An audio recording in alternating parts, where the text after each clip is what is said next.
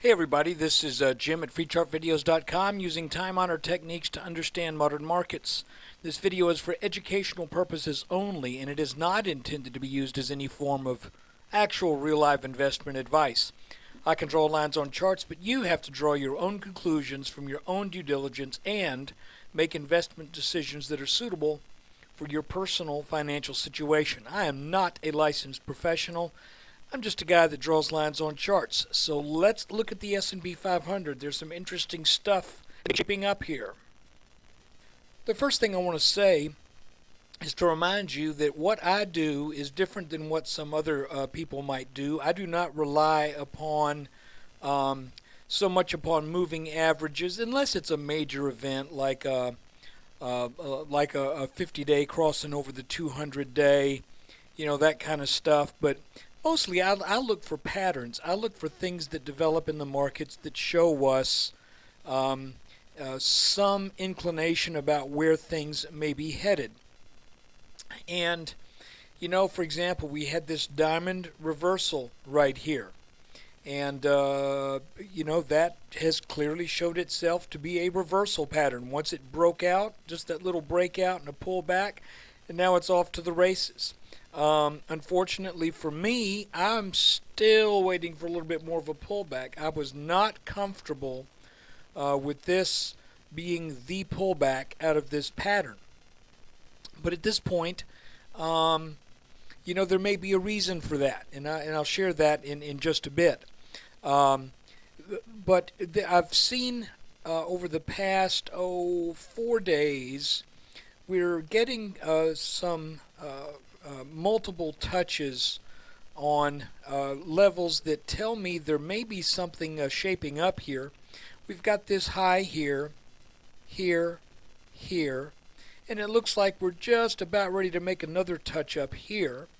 Then we have two touches down here that took place on the 9th and the end of the 10th. Now, in all honesty, we need one more tag and a show of support on this red line for my idea to play out here. But I am waiting for weakness because I do believe this market is going to head on up to the mid-1200s. I'm just not wanting to jump on this as it sits right now. As a matter of fact, I'm a little short right here. So I am expecting a pullback. Back when we made this breakout here, I was expecting a pullback down to either the purple line or this red line. That didn't happen. I mentioned in the video that I did on last Friday that that if we got over this orange line, I would buy on a pullback back to that orange line.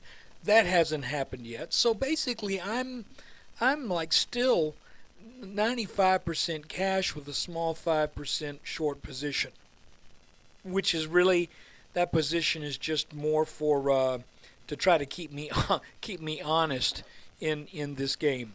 So let me back out just a second, a little bit, and show you what appears to be shaping up here. Now I could be dead wrong, because frankly, through all this volatility, I've had a few days that I didn't get it right.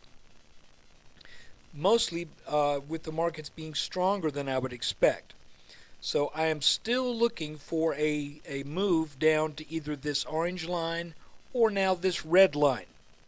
And what would that mean if we bounce on that? Then that means it looks like we are potentially shaping up into a rising wedge pattern. And what is a rising wedge? Well, it's called a bear wedge, and the reason it's called a bear wedge is because that once the prices break, once we get out underneath this rising support line here, the tendency is for this to break down and then come down and retest the lows that were in place before it ever formed. Now, again, this is preliminary. We're not there yet. We need more activity. We need to come down and tag this line, prove that as support at least one more time probably, if this is this pattern, probably 2 more times. Now here's what is really interesting. I've made mention in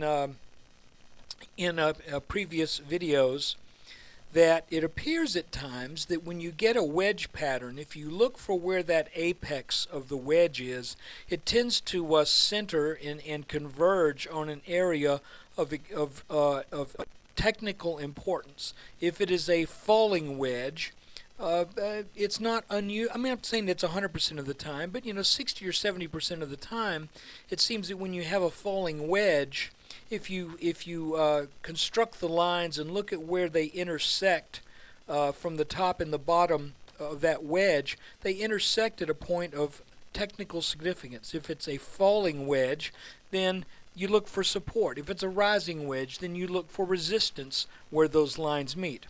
Now this is where this gets funky. I want you to look at where our lines meet. If this plays out, we meet at the neckline of this head and shoulders pattern. Does that mean that's definitely what's going on here? No. But it means so far that's all we have to draw the lines for resistance and support. So using the available data that we now have, 3 touches on resistance and albeit 2 touches on support back here. That's why I say we need something else up here to show us for sure, well, nothing's ever for sure, to show us with greater clarity what might be going on.